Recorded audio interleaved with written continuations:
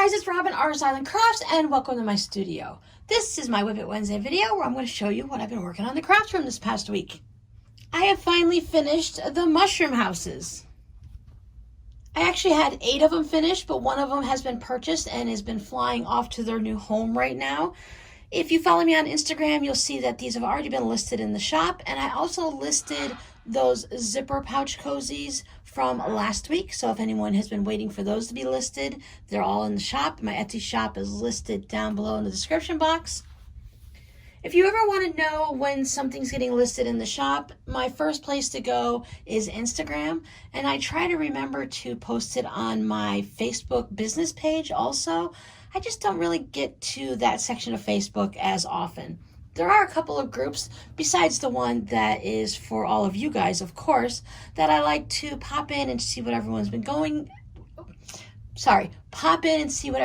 working on, and most of the time those are scrap groups. So it's really fun to see what people are doing with their scraps. So here is the pouch, so you can get a nice little look at it all up front.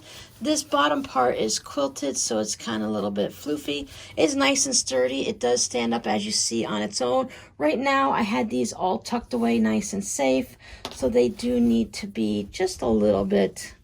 After they come to you, if you purchase one, they have to be flat for shipping. So they do tend to get a little bit on the poofy side. So they do need to be, fluffed up just a little bit. I really do like the pom-pom trim. I think I might like, I don't know.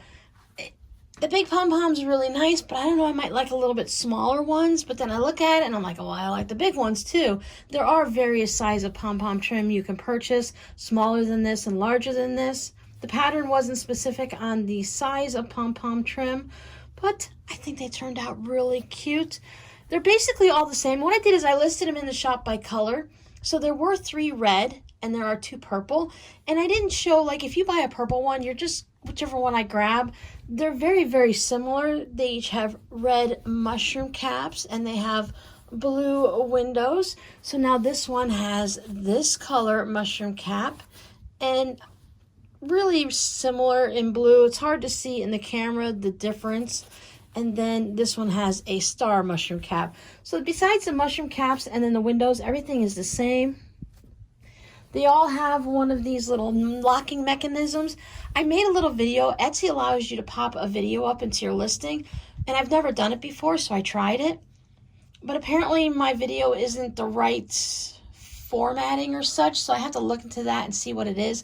So I'm going to pop it up here because I made the video. I want to show it to someone, and it's no words or anything. It's just a quick little video showing how to open these. So let me pop it in right here.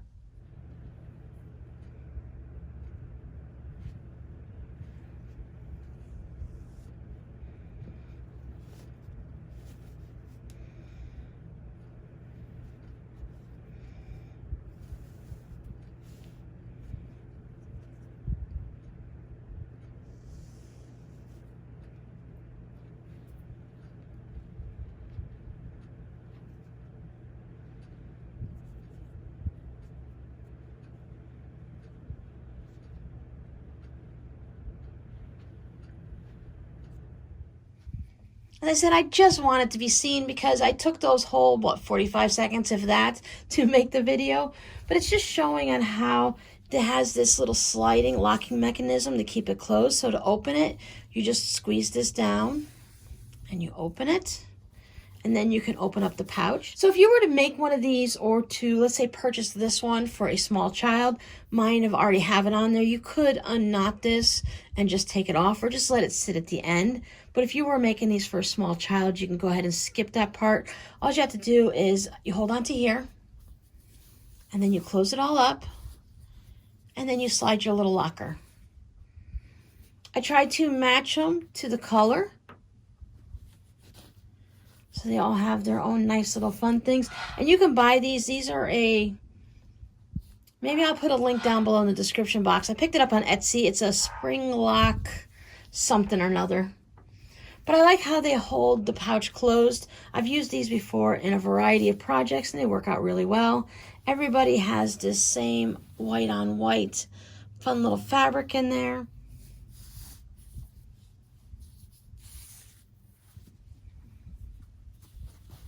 pink one is cute too. I just tried to find as many of the larger polka dots that I could find on Etsy so I could have a variety of colors.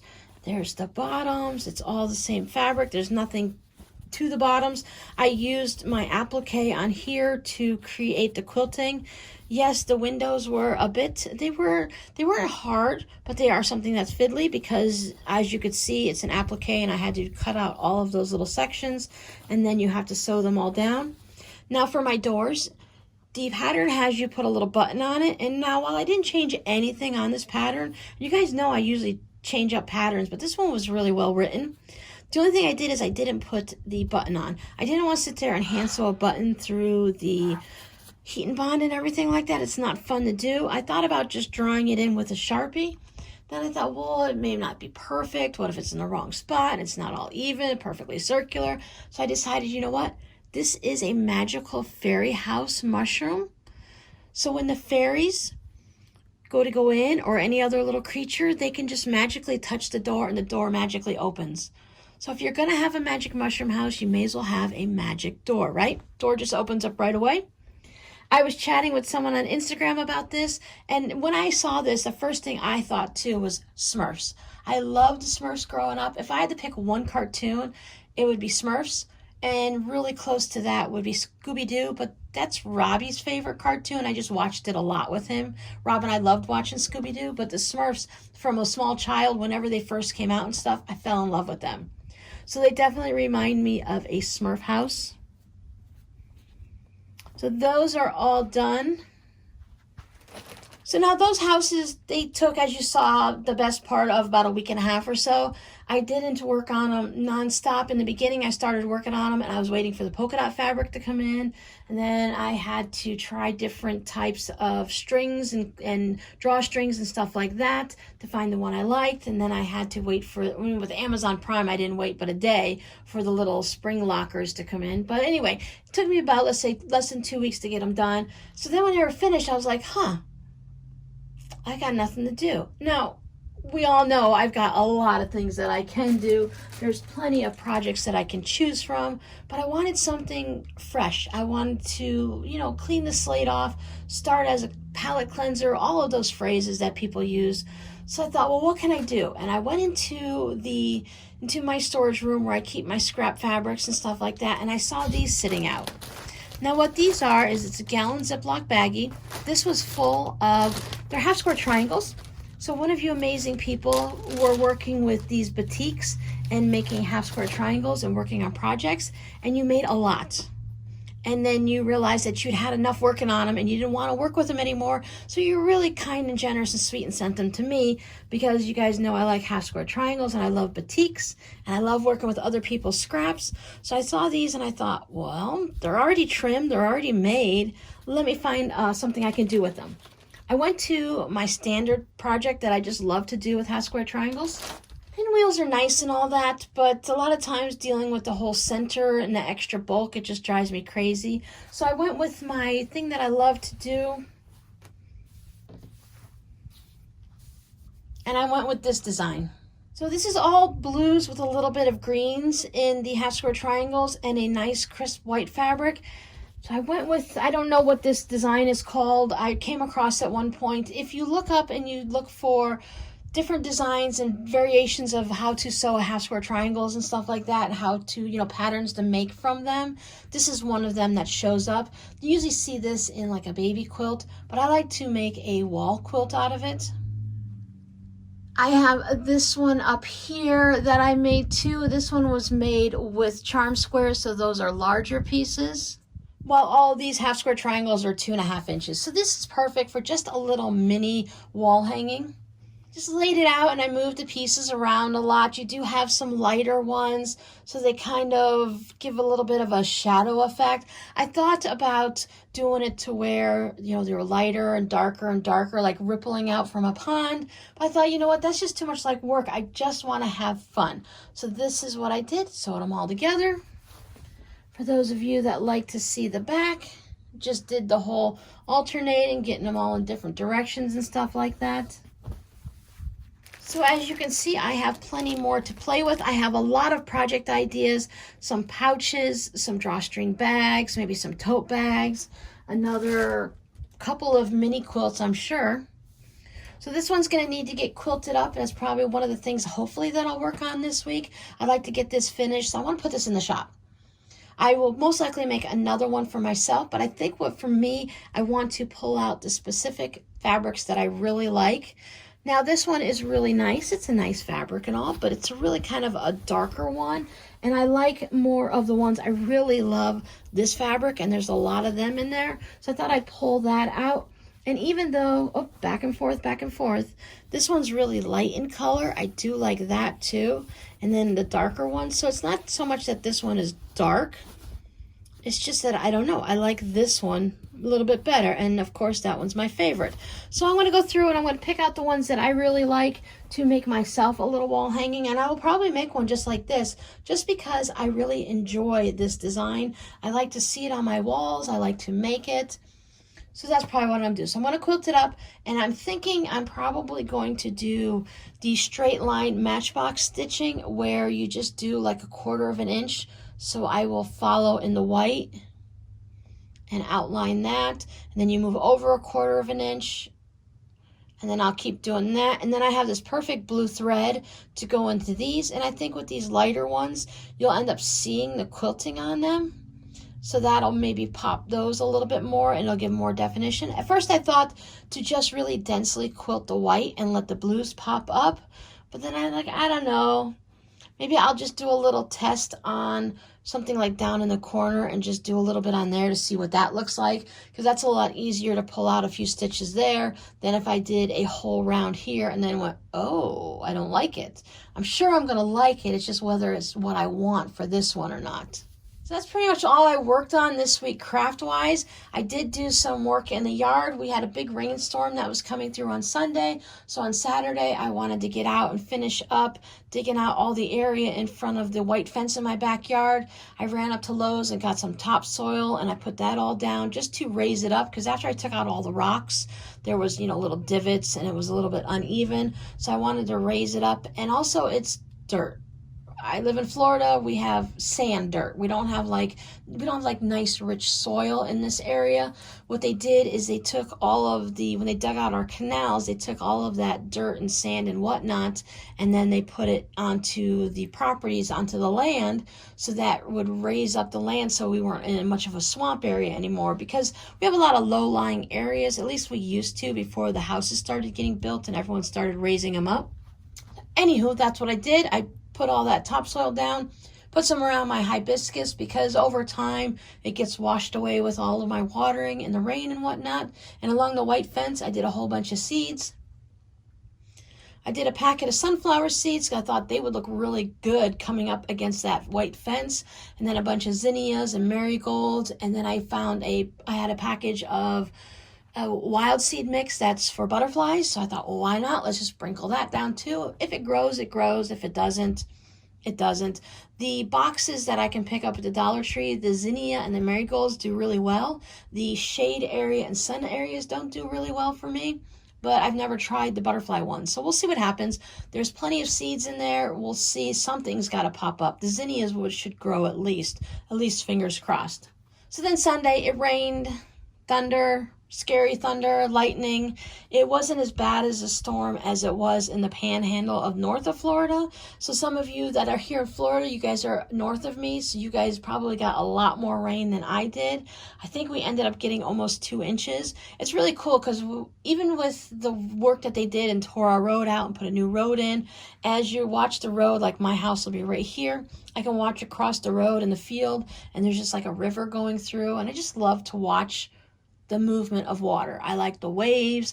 I like to go to a lake or a pond even without waves, because you still get a little bit from the wind. The river and stuff like that, it's just something. Waterfalls are my favorite. We don't have waterfalls in this area. We don't have anything that's tall enough to create waterfalls in this area, but I do like the water features and stuff like that. So I watched it rain a lot yesterday on Sunday, and it was just really nice. Thankfully, as far as I know, I haven't seen any damage in our area come across the news. As I said, it gets weaker as it gets further south. So hopefully everyone else in the rest of Florida, that you guys all are in good shape and you didn't have a lot of damage. So I want to show you what we are going to work on the live stream coming up. So our next live stream is on the 17th, which is this Saturday, correct? At noon Eastern Standard Time. I've been wanting to do a tote bag series. So a little bit working on a different variety of tote bags, different ways to make them, different styles and stuff like that. So I thought before we got into that, we would start with a basic, simple tote bag. Now I know a lot of you guys have already made tote bags, but I thought we'd start for those that are brand new, and for the new sewers, we'd start with, as you can see, I went with Halloween fabric. So it's just a nice, simple trick-or-treat bag, but it could also be like a little library bag. So if you're smaller kids or the kids that aren't getting too many or too big of books, now this probably is not going to work for 12-year-olds, but it's really good for like 8 and under, and for those little kids that just want to have a bag and carry their own library book, they can go ahead and use this. Now I've only gotten as far as making one. I do want to make a smaller version that would be better for toddlers. Before I started editing, I wanted to go ahead and make the smaller bag just so you guys could see the difference. I will have measurements for both of them. And on this one, I did go ahead and make the 2 separate handles. So they are still reversible. So I've got the little princesses on the inside. And I decided for this one that I needed to have this prince and princess on the outside. But I got both of them. And I cut them out, so hopefully they were both in the same spot, but I just thought this was perfect. Now, again, I don't have a coloring book here, and I don't know what sizes they are, and I didn't want to just run up to the store and grab one. You guys can always make it based on the sizes of what you need. So I just wanted to show you the different sizes between the larger trick-or-treat size and then something for the smaller children. That's it. So I'm sure many of your kids or grandkids are like mine. The younger kids always want to have what the older kids have, so they don't care if the bag is a little bit big for them. This could be from their shoulder all the way down to their feet. They want to carry something like the big kids. So we're going to do this on the live stream. A super simple tote bag. It is just 2 pieces of fabric and the handles. There's no interfacing. There's no batting. There's nothing in here. The handles are just fabric that we folded over. But I think it's a good basis to start to learn how to do a tote bag so that you have the basic idea of how a simple one goes together, and then we can move on from there, because sometimes you don't need this really big, takes you days and days to make a tote bag. You just need something quick and simple for the kids. This is a good busy bag, or going to grandma bag. Maybe grandma keeps it at her house or grandpa keeps it at his house. Put a couple coloring books in here and some crayons. So I was thinking for a smaller child, I don't know the size of coloring books and stuff, so maybe we can make it, instead of as tall, we'll make it this way, so the coloring book can go this way. So we'll see. I did pull out fabric for one to try for a smaller one. I thought since I went with the Halloween one, that for the next one, I would go with the fairy princesses. So I have this cute polka dot fabric with the princesses on it. So if you're good at your princesses, I guess we've got Belle, Cinderella, the Frog Prince. Is that who that is? Sleeping Beauty. And I don't know, they all kind of look the same to me after a while. My daughter really wasn't into the princesses, so we didn't watch a lot of these movies and stuff. I know Beauty and the Beast because I love Beauty and the Beast, and the green dress gives away the Frog Princess, which is what at least that's what I think it is, right? Tell me if I'm wrong. But I have that on this fabric also. So I thought this would be cute. And what the good thing with these bags are is, doesn't matter if I put one on the outside and one on the inside, it's totally reversible. Now, I did not make my handles so that they're reversible. You're going to have the same Halloween on each side. You could put a solid fabric there, or you could use those webbing handles and stuff. But there are no seams where I sewed it. I didn't do the flip and turn at all, so there's nothing showing, which makes it totally reversible. I do have to say my sewing machine did not like this fabric one bit at all. I'd put in a new needle after working on the half square triangle one. I noticed it was time for a new needle. And anytime I went to sew with just this fabric, I was going to make one handle in this Halloween and one handle in the pumpkins. I thought that would be just kind of fun for a trick-or-treat bag. But when I went to sew with just the pumpkins, when I sewed the lining and I sewed the handle, the needle kept pulling. It's like the needle wasn't sharp. It was going clunk, clunk, clunk, and it kept pulling the fabric down into the machine. So then I changed out that brand new needle into another one, thinking, well, maybe there's something. Sometimes they're just needles. Maybe they're not sharp enough, right? So the second needle was still a problem. So still I'm not thinking, okay, well, it could be the fabric, but just to make sure, I opened up a new pack of needles and put another needle in, and it still did the same thing. So that's when I thought, well, let me try sewing on these handles, and it worked perfectly fine. The needle was fine. So for 100%, for whatever reason, it was this fabric that caused the trouble. Though I do like the fabric. I love pumpkin fabric. I just went really slow, and I made sure that I held the fabric, and then I just stitched around. And it's a small project, so it was fine. I had more trouble when I was doing the top stitching through all the 4 different layers and 1/8 of an inch from the side. When I did the lining at 3/8 of an inch on the seam, it was easier, even though it still grumbled a bit. But I ran out of ambition and time yesterday with everything else I did, so I didn't get to this one. So hopefully what I'm going to do is work on this one when I finish recording this video today, get the measurements so that you guys can see down below. You can prepare to make the larger one, and this would be a fun trick-or-treat one. You can put it, I mean, Easter's past, but it would make a fun little Easter egg bag to gather the eggs. You could do it for a beach theme, so you could take some of the things to the beach with you if you want your kids or yourself to just tuck it in. Now, no gussets or anything like that. It's just a straight flat bottom. So I thought I know my library has summer reading programs, so that might be good to make a bag for summer reading programs.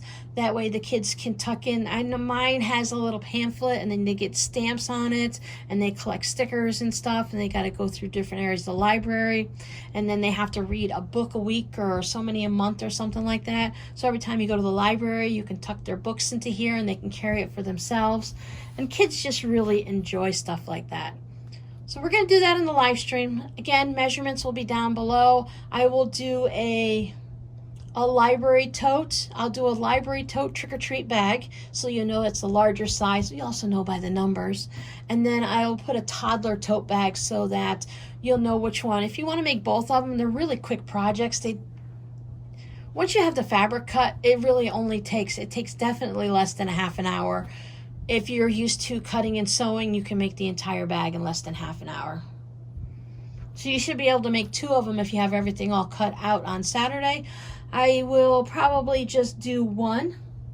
I think I'm going to do a Dr. Seuss one. So I thought that would be fun to work on Saturday. And for anyone that was wondering, these were sent to me. Thank you so much. And they're Disney, of course. There's that, Tiana and Prince Wisteria.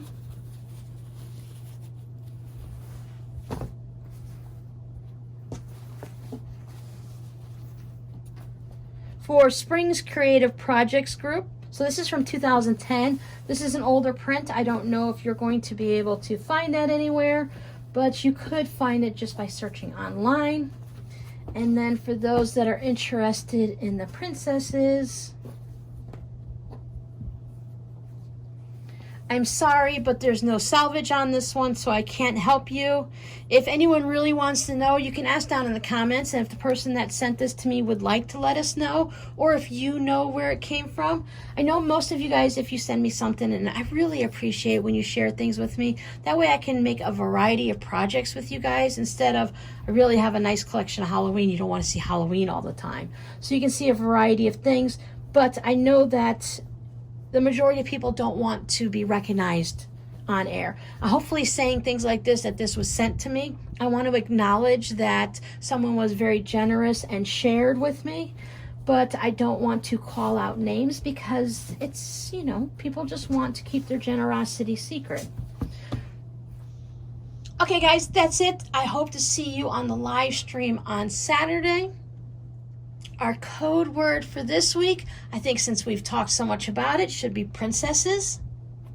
So that's it. All the measurements will be down below in the little description box. Check that out. I hope to see you guys on Saturday at noon Eastern Standard Time for the live stream. I don't think it should not be a very long one, hour and a half like we usually are. I know everyone loves to come in and just chat with everyone else. And for those of you that like to come back and watch the replay and you can't actually make it for the live stream, thank you so much for watching. Thank you to all my subscribers and all my new subscribers. And thank you everyone for leaving such lovely comments all the time. That's it. I'm going to stop talking. I'll see you guys later. Bye.